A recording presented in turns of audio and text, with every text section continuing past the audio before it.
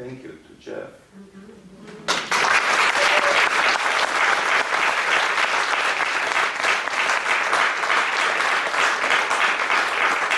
I've known Jeff for many, many years. We worked together a lot. We played different functions. We talked about it, about many things. And I remember when the Los Primos project started, and I was so impressed because I'm a teacher myself.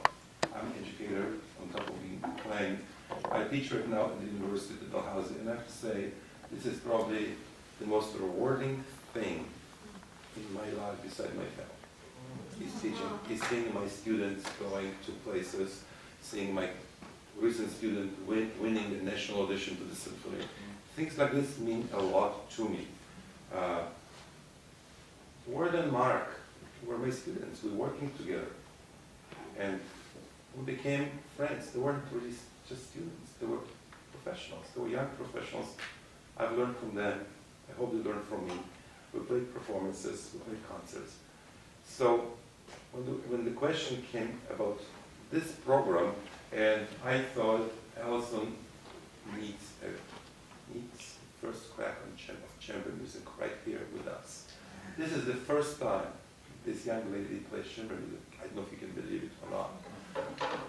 So yes, she learned the Bartok, and yes, she learned, I gave her the Passacaglia.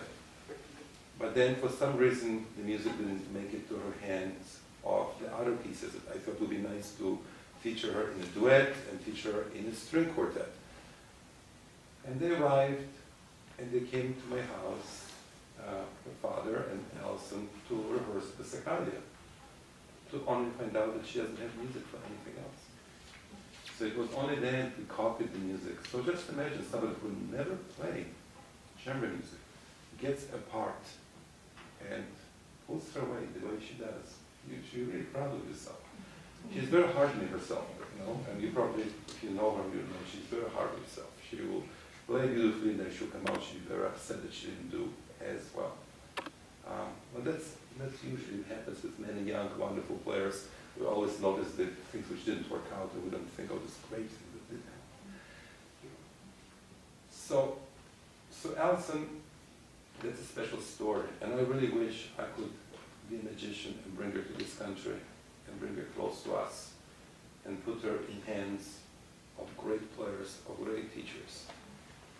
Because if she's at 13 age right now, so hungry for this music and just lapping it up so fast, just imagine what would be like in 8 years at the end of university years after studying with a really, really solid professor. About to look up to. That's a dream. I don't know if that's possible or not, but it's something I wish we could do for her. But then I want to say a few words about this wonderful, and I know I'm taking some of your time, but I have to say a few words about Warda and Mark. When we decided on this program, there was no question in my mind for 1 second that I would really like Mark to play. He's an amazing violinist, an accomplished pianist. And I knew I wanted to have Warda with us because I spent quite a few years with Warda, the quartets, and I've learned so much from her personality, always smiling. Wonderful, just wonderful. And that's what takes in a quartet. That's like a family. That's what quartets that live together. They love each other, they hate each other. It's just a family. So Warda is a busy person. She's doing a couple of big jobs out there. She's playing with the orchestra, with Dalhousie. She's helping everybody out. So when I asked her, I was expecting her to say, well, I don't know if I can do that. But then I found out that she takes her lunch break between the jobs and comes to rehearse with us. And I really thank you for that.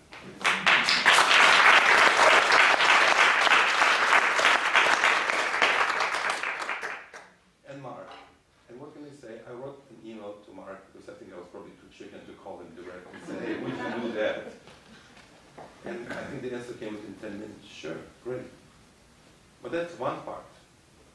I observed Mark for the last few days working with Alison. I don't know, I never knew that side of him. I knew he's playing, I knew his quartet playing, I knew he went to England, I knew his achievements. I was really following all his